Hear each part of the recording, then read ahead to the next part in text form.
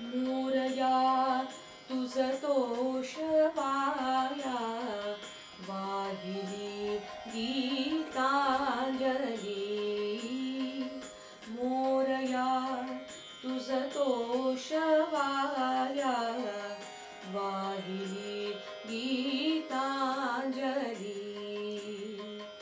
शब्द दुर्वा भाव सुमने प्रेम पूजा बांधिली शब्द दुर्वा भाव सुमने प्रेम पूजा बांधिली प्रेम पूजा बांधिली मोरया मोरया तुझ तोषवाया वाहिली गीतांजली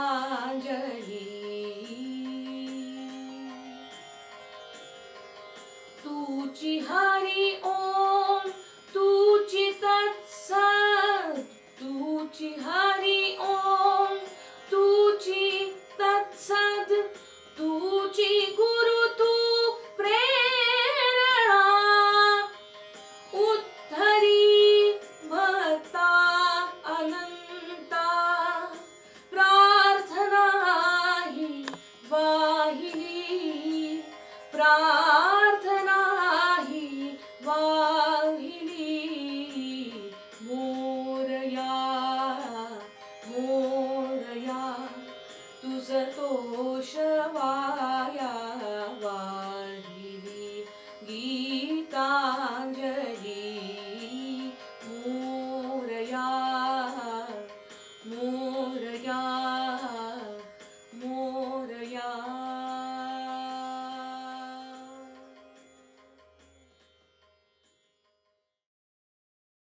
बल, बुद्धी आणि सद्विचारासाठी शिक्षण हे ब्रीद घेऊन पुण्यनगरीत गरिबांच्या मुलांना अल्प दरात KG to PG व्यवसायाभिमुख शिक्षण देऊन त्यांना 100% प्लेसमेंट असिस्टंट देत त्यांचा शैक्षणिक, सामाजिक, आर्थिक, राजकीय, औद्योगिक, कला, क्रीडा, सांस्कृतिक, विज्ञान आणि संशोधन अशा सर्व क्षेत्रात सर्वांगीण विकास व्हावा म्हणून कटिबद्ध असलेली पुण्यातील फास्टेस्ट ग्रोईंग शैक्षणिक संस्था म्हणजे जाधवर ग्रुप ऑफ इन्स्टिट्यूट. उच्च विद्याविभूषित प्राचार्य डॉक्टर सुधाकरराव जाधवर आणि ॲडव्होकेट शार्दूलराव सुधाकरराव जाधवर यांच्या कुशल नेतृत्वाखाली संस्था आज प्रगतीपथावर आहे. पूर्व प्राथमिक, प्राथमिक, माध्यमिक, कनिष्ठ विद्यालय, BA, BCom, MA, MCom, BBA, BCA, BCS, DSM, DMLT, DEd, BEd, MBA, PGDM, ANM, GNM, CBSE, इंग्रजी माध्यम तसेच मराठी माध्यम असे एकाच छताखाली विविध अभ्यासक्रम या संस्थेच्या विविध कॅम्पसमध्ये शिकवले जातात. यशवंतराव चव्हाण मुक्त विद्यापीठ आणि सावित्रीबाई फुले पुणे विद्यापीठ या दोन्ही विद्यापीठांचे सर्व एक्सटर्नल अभ्यासक्रमही इथे उपलब्ध आहेत. शिवाय बदलत्या काळाचा विचार करून संस्थेमध्ये ऍक्टिंग, डान्स, सिंगिंग, फोटोग्राफी आणि स्किल डेव्हलपमेंट हे कोर्सेस सुद्धा शिकवले जातात. तर योगा आणि मेडिटेशन सारखे वर्ग कॅम्पसमध्येच घेतले जातात. तसंच 9वी आणि 10वीच्या विद्यार्थ्यांना JEE आणि NEET यासारख्या परीक्षांची तयारी करता यावी म्हणून IIT मधून शिक्षण घेतलेल्या तज्ञ प्राध्यापकांकडून संस्थेत मोफत क्लासेस घेतले जातात. 2014 साली सुरू झालेल्या जाधवर ग्रुप ऑफ इन्स्टिट्यूट मध्ये आज 25,000हून अधिक विद्यार्थी शिक्षण घेतात, तर 1500 शिक्षक आणि शिक्षकेतर कर्मचारी काम करतात. संस्थेचा शैक्षणिक दर्जा टिकावा म्हणून शिक्षक भरती करताना त्यांच्या लेखी आणि तोंडी परीक्षा घेतल्या जातात. प्रसन्न आणि सुंदर कॅम्पस, प्रशस्त आणि अद्ययावत क्लासरूम, वर्गात digital board, KG to PG e-learning, विद्यार्थ्यांच्या उपस्थितीची डिजिटल नोंद, उच्च शिक्षित आणि अनुभवी प्राध्यापक, थेअरी सोबत प्रॅक्टिकल शिक्षणावर भर, विविध क्षेत्रातील तज्ञांचं मार्गदर्शन असं विद्यार्थ्यांच्या सर्वांगीण विकासाला पोषक असं शिक्षण हे या संस्थेचं वेगळेपण. भारतीय संस्कृतीसोबत अमेरिकन तत्वज्ञानाचा अवलंब करून आंतरराष्ट्रीय दर्जाच्या शिक्षणाची संधी इथे विद्यार्थ्यांना मिळते. सशक्त युवा, सशक्त राजकारण, सशक्त भारत व्हावा या उद्देशाने त्यांनी गेल्या अनेक वर्षांपासून युवा संसद सुरू केली. महाराष्ट्र आणि गोवा या राज्यातनं या संसदेत विद्यार्थी सहभागी होतात. केंद्र शासन, राज्य शासन, लायन्स क्लब इंटरनॅशनल आणि नेहरू युवा केंद्राच्या संयुक्त विद्यमाने ही युवा संसद चालवली जाते. या कार्यक्रमात आजपर्यंत महाराष्ट्र आणि महाराष्ट्राबाहेरील मंत्री, मुख्यमंत्री अशा अनेक मान्यवरांना सन्मानित करण्यात आलं आहे. विद्यार्थ्यांच्या विकासासाठी महाविद्यालयात विशेष शौर्यासाठी शौर्य पुरस्कार, डॉक्टर सुधाकर जाधवर करंड जाधवर सायन्स फेअर, नशामुक्ती अभियान, मदिरा छोडो दूध पिओ हा 31 डिसेंबरला उपक्रम, राज्यस्तरीय निबंध आणि वक्तृत्व स्पर्धा, जाधवर फेस्टिवल, कीर्तन महोत्सव, जाधवर स्पोर्ट्स फेस्टिवल, आदर्श माता पुरस्कार, भारतरत्न डॉक्टर बाबासाहेब आंबेडकर व्याख्यानमाला, आदर्श शिक्षक पुरस्कार हे उपक्रम राबवले जातात. जाधवर सायन्स फेअर मध्ये विद्यार्थ्यांना 10 लाख रुपयांपर्यंत संशोधनाला प्रोत्साहन आणि पेटंटसाठी आर्थिक सहाय्य केले जाते. कंवा आणि शिका योजनेअंतर्गत 50 विद्यार्थ्यांना संस्थेत नोकरीची संधी दिली जाते. आर्मी, पोलीस, पत्रकार, फायर ब्रिगेड, ॲम्ब्युलन्स चालक या क्षेत्रात काम करणाऱ्या पालकांच्या मुलांना या शैक्षणिक संस्थेत KG to PG पर्यंत शैक्षणिक शुल्कात 50% सवलत दिली जाते. तर मुलींसाठी 11वी ते PhD पर्यंत विशेष स्कॉलरशिप दिली जाते. आज कुठल्याही शैक्षणिक संस्थेचा दर्जा हा तेथील विद्यार्थ्यांना मिळणाऱ्या प्लेसमेंट आणि पॅकेजवर गणला जातो.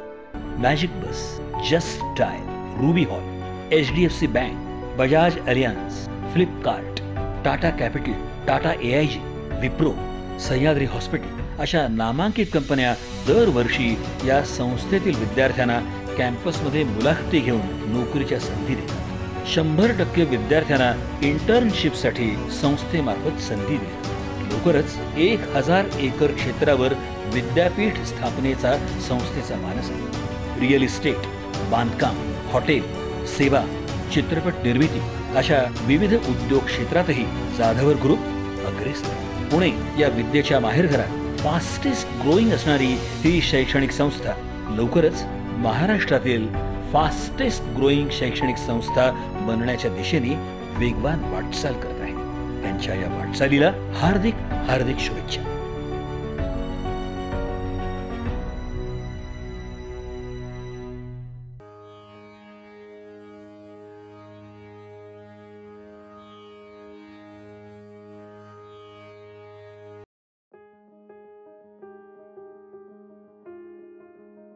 जब लेकिन ऐसे नौजवान लड़के और लड़कियां राजनीति के अंदर आएंगे तो देश के अच्छे दिन आने वाले हैं, ये आप समझ लीजिए. युवा शक्तीला योग्य गती आणि दिशा देऊन समाजकारण, राजकारणामध्ये अधिष्ठान निर्माण करण्याकरता आणि सशक्त युवा, सशक्त राजकारण, सशक्त भारत व्हावा या उद्देशानं जाधवर ग्रुप ऑफ इन्स्टिट्यूटनं 2016 पासून युवा संसद सुरू केली आहे. तरुण वर्गाला काहीतरी ॲस्पिरेशन्स आहेत. ॲस्पिरेशन्स असणं खूप गरजेचं आहे. जर पुढे काही आपल्याला करायचं असेल तर आपल्यामध्ये इच्छाशक्ती असली पाहिजे. ती इच्छाशक्ती आपल्या सगळ्यांमध्ये बघून खरंच खूप अभिमान वाटतो. देशातील लोकशाही बळकट व्हायची असेल तर सुशिक्षित युवकांनी राजकारणात आलं पाहिजे हा विचार घेऊन युवा संसदेच्या माध्यमातून 1000हून जास्त युवक राजकारणाच्या मुख्य प्रवाहात आणण्यासाठी जाधवर ग्रुप ऑफ इन्स्टिट्यूटनं उचललेलं हे पाऊल समाजाला वेगळी दिशा देणारं आहे. आताच्या राजकारणामध्ये जर का तुम्हाला टिकून राहायचं असेल तर तुमची फेस व्हॅल्यू ही आता आपण स्वतः त्या ठिकाणी क्रिएट करायला शिकलं पाहिजे. जोपर्यंत तुमची फेस व्हॅल्यू तुम्ही समाजापुढे नेऊन ठेवू शकत नाही तोपर्यंत समाज किंवा नागरिक तुमच्यापर्यंत आकृष्ट होऊ शकत नाही. अशी सध्याच्या राजकारणाची परिस्थिती आहे. हिंदुस्थानी हे एकच जात असणं हे अत्यंत गरजेचं आहे. समाजासाठी चांगले नेतृत्व निर्माण करणं हा महत्त्वाचा उद्देश डोळ्यासमोर ठेवून प्रभावी नेतृत्व करणारे चेहरे युवकांच्या समोर आणून त्यांना प्रेरणा देण्याचं काम या माध्यमातून सुरू आहे. तुमच्या पाठीशी किती जण आहेत हे मोजण्यापेक्षा तुम्ही किती जणांच्या पाठीशी उभे आहात हे युवकांना कळावं हा विचार युवकांच्या मनात प्रभावीपणे रुजवण्याचं काम या संसदेत विचारांचं मंथन करून केलं जातं. परंतु बांधवांनो, तुम्हाला तुमचे चॅलेंज आणि रस्ता तयार करायचा असेल तर स्वतःच्या दिमागाने चालण्याचा प्रयत्न करा. सारं पैशावर होतं काय असं नाही, काय गरज नाही पैशाची. फक्त डेडिकेशन, डेवोशन आणि डिटर्मिनेशन पाहिजे. त्याग करायची, कष्ट करण्याची कुवत पाहिजे. आणि मलाच पाहिजे म्हणायची गरज नाही. मलाच पाहिजे, मलाच चेअर पाहिजे बिलकुल नाही. जनतेनं म्हणलं पाहिजे की तुम्ही बसावं. महाराष्ट्र गोवा राज्यातून या संसदेत विद्यार्थी सहभागी होतात. सावित्रीबाई फुले पुणे विद्यापीठ, लायन्स क्लब इंटरनॅशनलच्या संयुक्त विद्यमानं ही युवा संसद चालवली जाते. या संसदेत आजपर्यंत महाराष्ट्र आणि महाराष्ट्राबाहेरील राज्यातील मुख्यमंत्री, मंत्री अशा अनेक मान्यवरांना सन्मानित करण्यात आलंय. तसंच समाजात निस्वार्थीपणे समर्पण भावनेतून उल्लेखनीय कार्य करणारे आदर्श सरपंच, पंचायत समिती सदस्य, जिल्हा परिषद सदस्य, आमदार, खासदार, मंत्री, पत्रकार, प्रशासकीय अधिकारी यांना विविध पुरस्कारानं सन्मानित केलं जातं.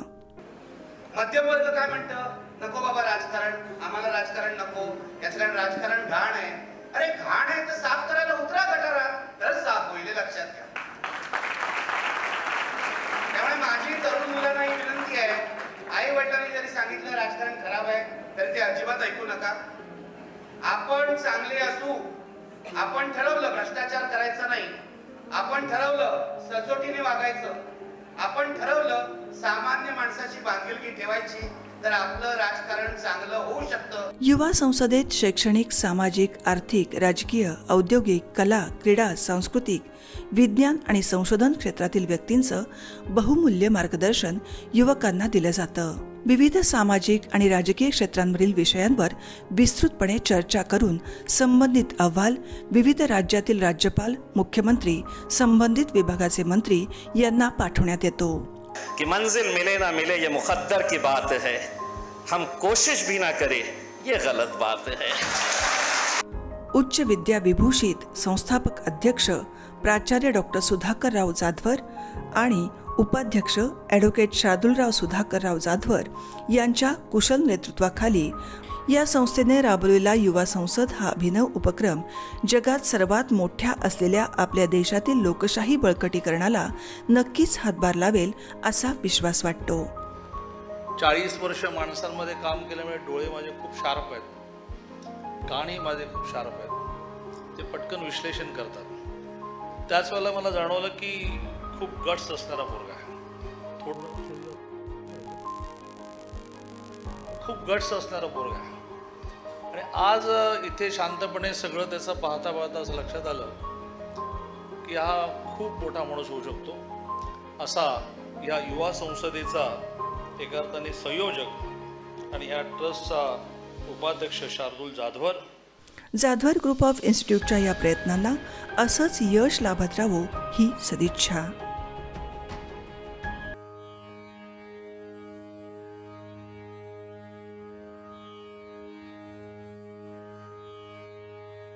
नमस्कार मंडळी.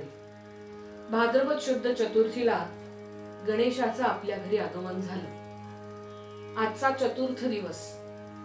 आज घरोघरी, प्रांतोप्रांती ज्येष्ठा कनिष्ठांचंही आगमन झालंय अनुराधा नक्षत्रावर. काही ठिकाणी ज्येष्ठा कनिष्ठांच्या रूपात येणाऱ्या ह्या गौरायांना महालक्ष्मी आणि तिची सख्खी बहीण असलेल्या अलक्ष्मीचंही रूप मानलं जातं. काही प्रांतात असं म्हणतात की गौरींच्या मुखवट्यांबरोबर घरामध्ये समृद्धता आणि ऐश्वर्य संपन्नता घेऊन येतात त्या भगवान गणेशाच्या मातेच्या स्वरूपात असलेल्या या गौरी. थोडक्यात काय, भारतीय संस्कृतीच्या, परंपरेच्या, अध्यात्माच्या मार्गाने येणाऱ्या ज्या ज्येष्ठा कनिष्ठांच्या पूजनानं आपल्या घरात अक्षय सुख, आनंद, ऐश्वर्य, संपत्ती सारं काही भरभरून उदंड असू दे असं म्हणत हळदी कुंकवाचा सडा घालत घरातल्या सवाष्णींनी एकदा का या माहेर वाशिणींचं स्वागत केलं की इतर साऱ्या गोष्टींची कमतरता कशी चुटकीसरशी निघून जाते.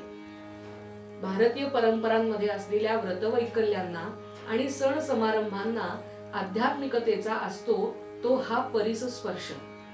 सगळीकडे असणारं पावित्र्य, मंगलता आणि ह्या सगळ्यांमध्ये भर घातली जाणारी फुलांची सजावट, त्या त्या देवाला आवडणाऱ्या पदार्थांची रेलचेल, इतकंच काय ह्या व्रतवैकल्यांमुळे आवश्यक असणाऱ्या निसर्गाशी आमचं साधर्म्य जोडणाऱ्या कित्येक औषधी वनस्पतींचे सुद्धा स्पर्श आमच्या देहाला या निमित्तानं होत असतात.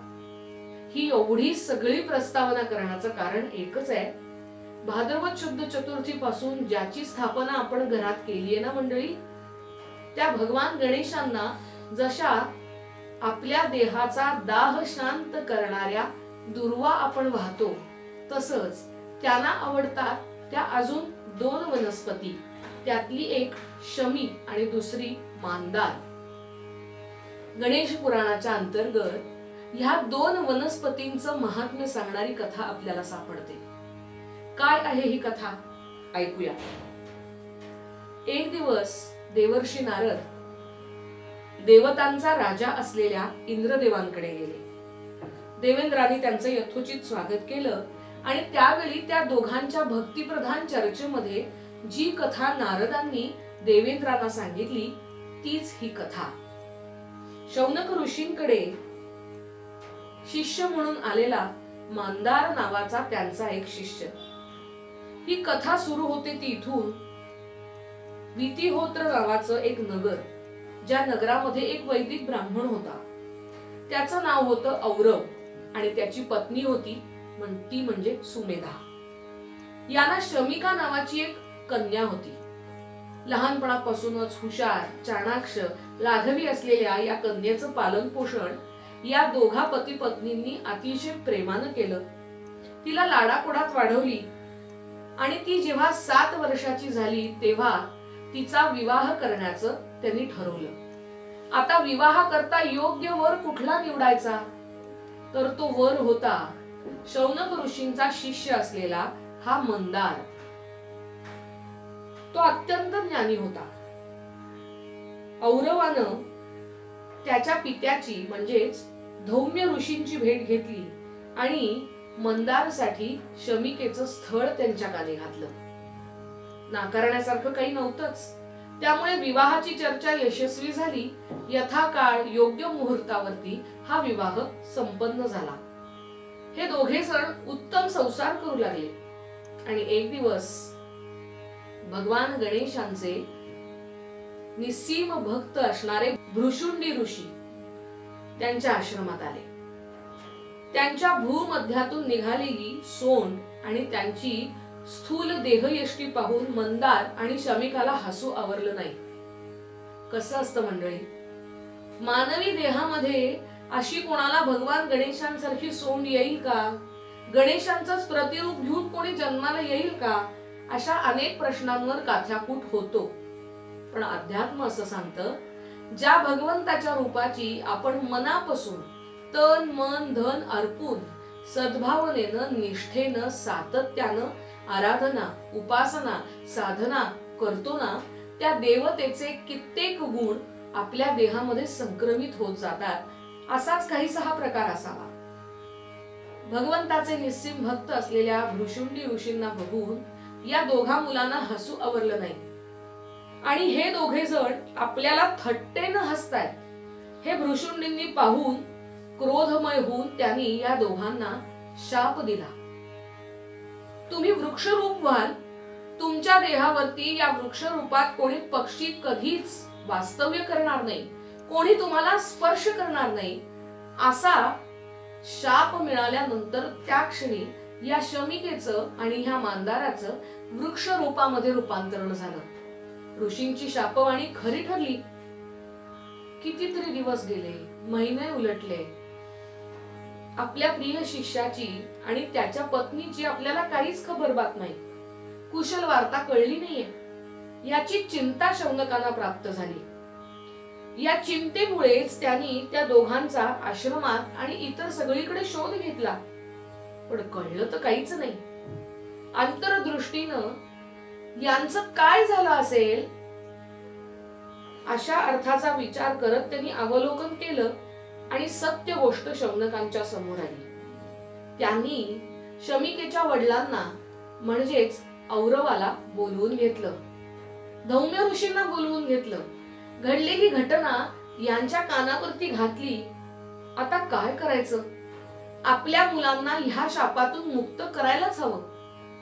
याचा पर्याय शोधायचा कुठून? आणि मग काय हो, शौनक ऋषींनी आणि औरवानी पुढची जवळजवळ 12 वर्ष कठोर अशी भगवान गणेशांची आराधना केली. त्या उत्कट तपश्चर्येनं गणपतीचं दर्शन त्यांना झालं आणि त्या दशभुज स्वरूपात झालेल्या दर्शनाचंच फळ म्हणून की काय, मंदार आणि शमिका या दोघांनाही वृक्ष रूपातून त्या वृक्ष योनीतून आपण मुक्त करावं असं मागणं या दोघांनी भगवान गणेशांकडे मागितलं. भगवान गणेशांनी या साऱ्याला तथास्तु म्हटलं. भगवान गणेश म्हणाले, दोघेही लक्षपूर्वक ऐका. तुम्ही दोघांनी जे स्तोत्र मला मिळवण्याकरता, माझ्या प्राप्ती करता, मला तोषवण्याकरता म्हटलत ना, ते स्तोत्र कुजन्म नाशन स्तोत्र म्हणून इथून पुढे प्रख्यात होईल. आणि जो कोणी या स्तोत्राचे 6 महिने भक्तिभावानं पठण करेल त्याच्या दारिद्र्याचं निरसन होऊन त्याला मोठं वैभव प्राप्त होईल. भृशुंडी हा माझा श्रेष्ठ भक्त आहे, तपस्वी आहे, त्याचं वचन मोडणं विधीलाही शक्य नाही. पण आजपासून मांदार वृक्षाच्या मुळाशी मी नित्य वास्तव्य करीन असं वचन मी तुम्हाला देतो. त्यामुळे ते त्रिखंडात पूज्य आणि पवित्र होईल. जो कोणी मंदार वृक्षाच्या खाली माझ्या मूर्तीची प्रतिष्ठापना करेल ना, दुर्वा आणि शमीपत्रांनी माझी पूजा करेल ना, त्याच्या साऱ्या इष्ट मनोकामना मी पुऱ्या करीन. अशी ही कथा. मंडळी, ऐकावं ते नवल यापेक्षा जे जे वाचावं आणि शोधावं ते विलक्षण असं म्हणायची वेळ आलीये खरी. गणपतीला वाहिला जाणाऱ्या पत्रींमध्ये शमीचा आणि मांदार वृक्षाचा समावेश असतो, तो ह्याच कारणाकरता. या गणेशाच्या संदर्भात अशाच अजून 2 विलक्षण कथा आहेत. आपल्याला ठाऊक आहे, ज्या पृथ्वीवरती आपण वास्तव्य करतो ती पृथ्वी भौगोलिक दृष्टीनं जर पाहायला गेलं तर जवळजवळ 70 ते 80% पाण्यानेच बनलेली आहे. जलभागाचं प्रमाण हे भूभागापेक्षा जास्त आहे.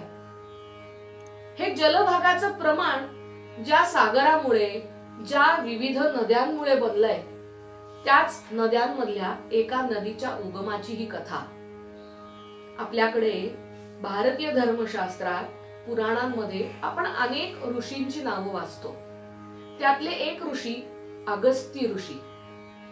या अगस्त्य ऋषींना म्हणे कोणे एके दिवशी असं वाटलं की कर्नाटकाच्या बाजूला कर्नाटक प्रांतामध्ये भला मोठा जलाचा साठा असला पाहिजे आणि त्याकरता म्हणून त्यांनी देवतांची आराधना केली, तपश्चर्या केली.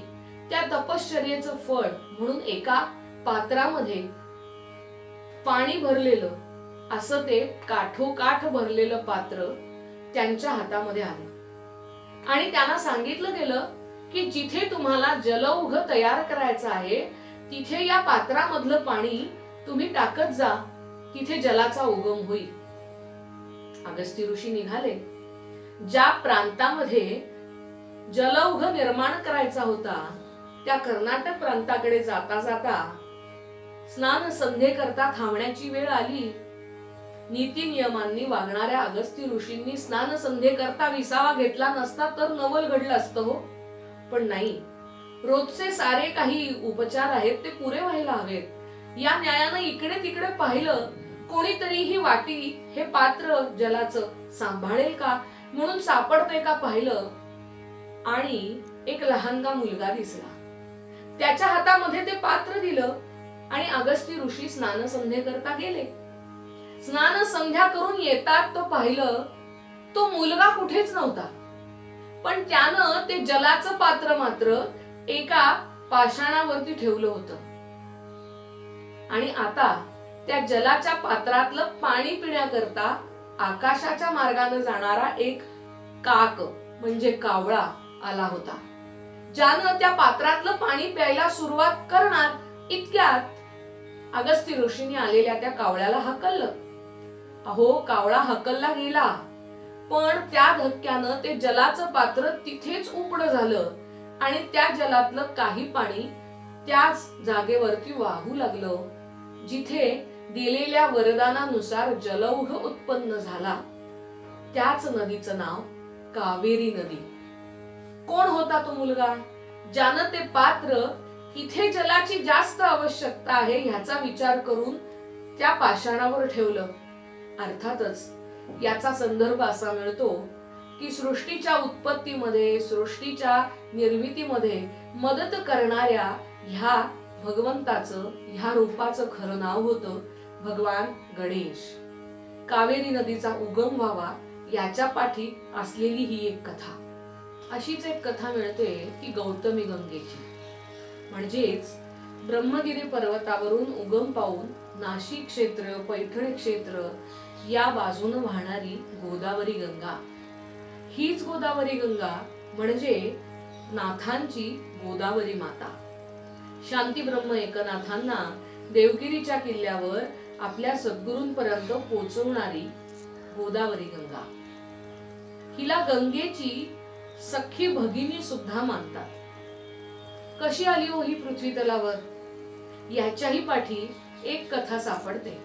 ब्रह्मगिरीच्या पर्वतावर गौतम ऋषींचा आश्रम, वेदपाठ शाळा आणि साऱ्या त्या परिसरामध्ये चालू असलेल्या त्या आश्रम व्यवस्थापनाचा एक भाग म्हणून असलेली शेती.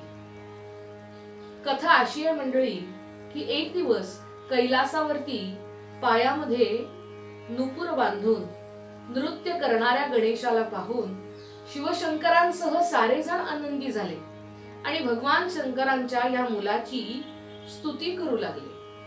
हे सारं काही आनंदानं चालू असताना सुद्धा हास्य नव्हतं, कौतुक नव्हतं. ते फक्त भगवान गणेशांच्या अतिप्रिय असलेल्या पार्वती मातेच्या चेहऱ्यावर. सारी काही कैलासावर आलेली मंडळी आपापल्या स्थानी निघून गेली आणि पार्वती मातेला तिच्या दालनात जाऊन भगवान गणेशांनी विचारलं, आई, माझ्या नृत्यावरती सारे जण प्रसन्न झाले, प्रत्येकाने मला काही ना काहीतरी भेट वस्तू दिली, माझं कौतुक केलं, पण तू मात्र चेहऱ्यावरची एक रेष सुद्धा न हलवता शांतपणाने सारं काही पाहत होतीस. जणू काही तुझ्या मनात काही सल दाटून आलाय आणि जो तुला मला सांगता येत नाहीये. सांगशील का काय घडलंय? असं म्हणल्यावर पार्वती मातेनं आपल्या या मुलाला आपलं दुःख सांगितलं. म्हणे पार्वती मातेनं सांगावं, गणेशा, या कैलासावर सारं काही अलबेलंय. खरं तर स्मशानेश्वा क्रीडा करणारे विरक्त असणारे तुझे वडील अक्षय्य संपत्तीचे आणि ऐश्वर्याचे दाते आहेत, यात शंकाच नाही. संपूर्ण त्रैलोक्यात त्यांना मुख्य देवता म्हणून मानही आहे. भोला शंकर, आशुतोष, नीलकंठ अशा नावाने ते सुपरिचित आहेत आणि त्याचा मला अभिमान आहे. पण खरं सांगू का गणेशा, यानं त्या प्रकारानं या सृष्टी निर्मितीमध्ये, या सृष्टीच्या प्रगतीमध्ये, कल्याणामध्ये सहकार्य करणाऱ्या या तुझ्या वडिलांना अनेक गोष्टी सहन कराव्या लागल्यात, स्वीकाराव्या लागल्यात. त्यातली एक गोष्ट कोणती आहे सांगू का? जिला तू तुझी द्वितीय माता मानतोस, जी तुझ्या वडिलांच्या मस्तकावरती त्यांनी धारण केली आहे, ती गंगा माता. तिचं असणं मला फारसं पटत नाही. ती त्यांच्या मस्तकावरून खाली उतरावी ह्याच्याकरता काहीतरी करशील का? भगवान गणेश हसले आणि कथा अशी जाते पुढे मंडळी की या भगवान गणेशांनी ह्या करता साधन बनवलं ते ब्रह्मगिरीवरती ध्यानधारणा, ज्ञानदान करणाऱ्या गौतम ऋषींना. गौतम ऋषींच्या त्या आश्रमामध्ये भगवान गणेश गणेश भटजींचं रूप घेऊन आले. गणेश पुराण सांगतो असं सांगितलं. पार्वती मातेची क्षमा नावाची एक दासी, त्या दासीला गणेशांनी आपल्याकडे बोलवून घेतलं. मी ब्रह्मगिरी पर्वतावर गौतम ऋषींच्या आश्रमात जातो आहे, माझ्या पाठोपाठ तुलाही तिथे यायचं आहे, एका गोमातेचं रूप घेऊन, असं तिला सांगितलं. तिनं होकार भरला. गणेश भटजींचं रूप घेऊन भगवान गणेश ब्रह्मगिरी पर्वतावरच्या गौतम ऋषींच्या आश्रमात आले. गौतम ऋषींची भेट घेतली. त्यांची वास्तपुस्त झाल्यानंतर गौतम ऋषींची परवानगी काढावी आणि ह्या गणेश भटजींनी सांगावं ऋषीवर, आपल्या आश्रमाचा परिसर खूप प्रसन्न आहे, पवित्र आहे आणि अशा या मंगल वातावरणात मला माझं आराध्य असलेल्या गणेशाचं पुराण सांगावं असं खूप वाटतंय हो. सांगू का? गौतम ऋषींनी नाही म्हणण्याचा प्रश्नच नव्हता. दारी आलेला अतिथी आधीच मुळात विनमुख आणि रिक्त हस्तानं पाठवू नये असं सांगणारी आपली संस्कृती. आणि त्यात तो जर असा विद्वान असेल तर त्याला हवं ते आपण दिलंच पाहिजे अशी धारणा फार आवश्यक असते मंडळी. गौतम ऋषींनी गणेश भटजींच्या या सांगण्याकरता रुकार भरला आणि गणेश भटजींचं पुराण कथन ब्रह्मगिरीवरच्या गौतम ऋषींच्या आश्रमात सुरू झालं. दिसामासानं गर्दी वाढायला लागली. बसायला जागा पुरेना, प्रसादा करता असलेलं अन्नधान्य पुरेना. असं म्हणतात की गौतम ऋषींच्या हातामध्ये इतकी सिद्धी होती की गौतम ऋषींनी पहाटेच्या वेळेला जमिनीमध्ये बीज रोवावं, रुजवावं. दुपारपर्यंत त्या बीजाला अंकुर फुटावेत आणि संध्याकाळपर्यंत ते जमिनीमध्ये रुजलेलं बी डौलदार पिकात उभं राहावं आणि गौतम ऋषींनी दुसऱ्या दिवशी पहाटे त्याची कापणी करावी. विचार करा, ह्याचाच एक अर्थ असाही निघू शकतो की कदाचित त्या काळी पर्यावरणाच्या राखल्या गेलेल्या सगळ्या नियमांचं काटेकोरपणानं पालन केल्यामुळे आमची जमीन असेल किंवा ज्यांच्या जीवावर हे सारं सृष्टीचं वैभव डोलतं आहे त्या निसर्गातल्या पंचमहाभूतांचा योग्य तो आदर आणि योग्य त्या पद्धतीनं काळजी घेतली गेली असेल. निसर्ग चक्राची भग्नता कुठेच नसेल आणि म्हणूनच की काय त्या काळची जमीन, पाणी, पिकणारं अन्न, धान्य सारं काही सगळ्याच अर्थानं उत्कृष्ट अशा दर्जाचं असावं. गौतम ऋषींच्या आश्रमामध्ये सुरू झाली ही पुराण कथा गणेश भटजींच्या वेल्हाड आणि सुंदर स्पष्ट शब्दांच्या कोंदणात नटलेला तो एक एक प्रसंग सांगताना आणि ऐकताना प्रत्येकानं जीवाचे कान करून ते ऐकावं आणि त्याच्यात रंगून जावं. आणि अशातच घडला तो एक प्रसंग. आश्रमा शेजारीच असलेल्या शेत जमिनीतून पिकांच्या योग्य कामामध्ये अडकलेले गौतम ऋषी त्या भरलेल्या पिकांमध्ये एक गाय धावत आली. तिला गौतम ऋषींनी फक्त जवळच उगवलेल्या दर्भाची एक काडी काढून फेकून मारली की जेणेकरून ती इथं येऊ नये. कोण होती ती गोमाता?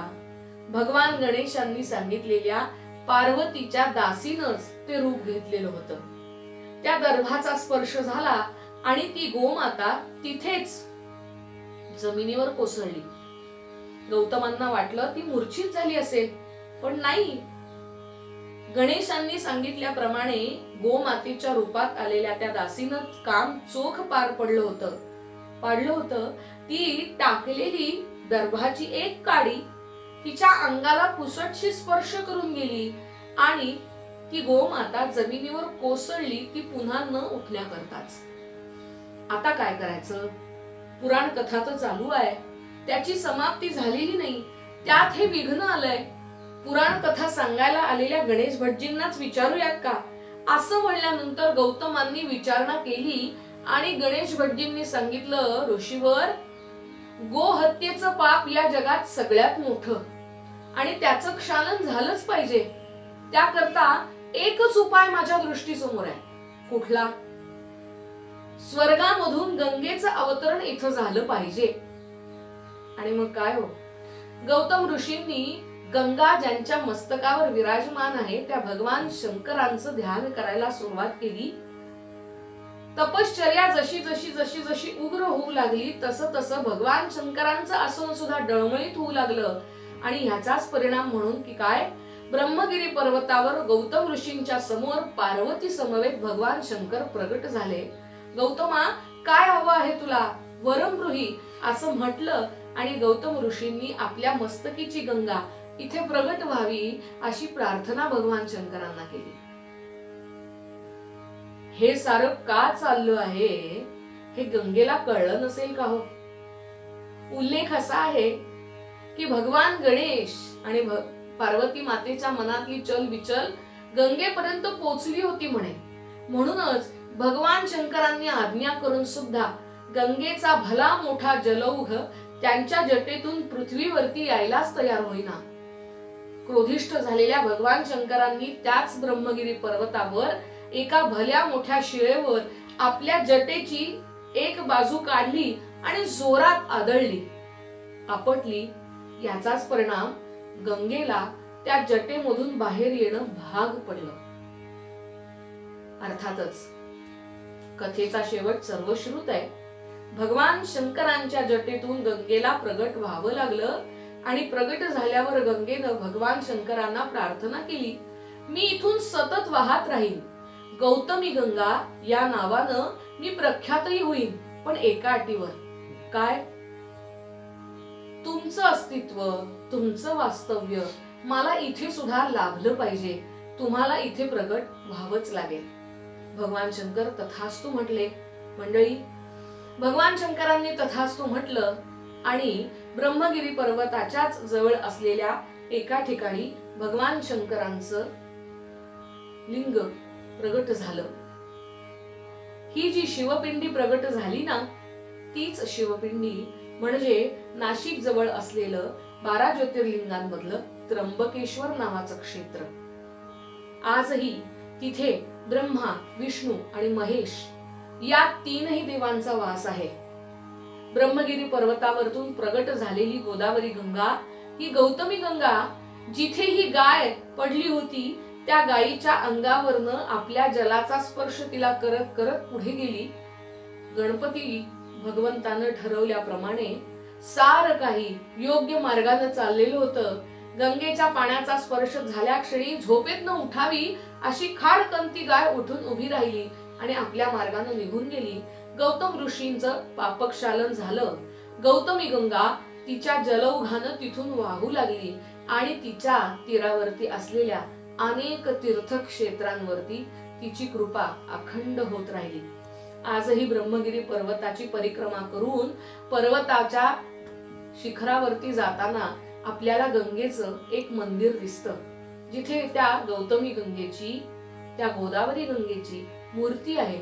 आणि आजही तिच्या त्या मूर्तीच्या पदकमलातून थेंब थेंब थेंब गंगेचा वाहत असतो. त्याच थेंबाचं तिथे जवळ असलेल्या एका तळ्यामध्ये साठवण करून कुंड तयार झालेला आहे. ज्या कुंडामधलं जल आपल्यावरती प्रोक्षण करून घेतलं तरी सुद्धा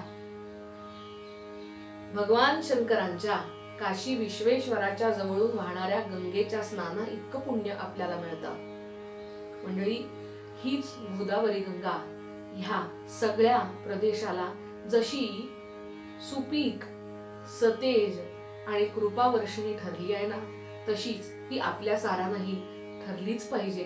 कारण ती ह्या पृथ्वीवर यावी याकरता कारणीभूत ठरले आहेत स्वानंद भूलोकात असणारे, बुद्धीचे देवता असणारे भगवान श्री गणेश. त्र्यंबकेश्वराच्या रूपानं भगवान शंकरांचं वास्तव्य तिथं झालं. याच त्र्यंबकेश्वरच्या शेजारी कित्येक काळ वनवासामधले राम, लक्ष्मण आणि सीतामाई आपलं वास्तव्य करून राहिले. तेच नाशिक क्षेत्र, जिथे अहंकाराचा नायनाट करत शूर्पणखेची नासिका लक्ष्मणानं बाणानं विद्ध करून नष्ट केली. अशा विविध तीर्थक्षेत्रांनी या गोदावरी गंगेचा तीर सजलेला आहे. आजही ज्याला कोणाला काशी क्षेत्री जाऊन गंगेचं स्नान करता येत नाही, तो या गौतमांच्या कष्टप्रद उपासनेनं निर्माण झालेल्या या गौतमी गंगेत स्नान करतो आणि मुक्त होतो. या त्र्यंबकेश्वर मंदिराच्या जवळच असलेल्या कुशावर्त कुंडाच्या भागामध्ये, त्या परिसरामध्ये अनेक गणेश मंदिर उपस्थित आहेत. त्यातला एक गणेश चिंतामणी गणेश म्हणून ओळखला जातो. तो प्रसिद्ध आहे एका विशिष्ट कारणाकरता. आजही पाऊस वेळेवर पडला नाही, दुष्काळाची चिन्ह दिसू लागली, तर त्र्यंबकेश्वर क्षेत्रातील पुरोहित वर्ग या चिंतामणी गणेशाची आराधना करतात. त्यांच्यावर संततधार धरून अभिषेक पात्र चालू असतं. इतकंच नाही तर तिथल्या कुशावर्तामध्ये या चिंतामणी गणेशासाठी स्नानादी इतर सर्व उपचार केले जातात. आणि आजही अशी प्रचिती प्रत्येकाला येते की आलेलं हे वर्षणाचं संकट, दुष्काळाचं संकट हा चिंतामुक्त करणारा चिंतामणी घालवतो. मात्र त्याला गरज असते, जोड असते एका विशिष्ट उपचार पद्धतीची उपासनेची. मंडळी, विविध रूपामध्ये नटलेल्या गणेशांच्या अनेक मूर्ती सुद्धा आज आपल्याला पाहायला मिळतात.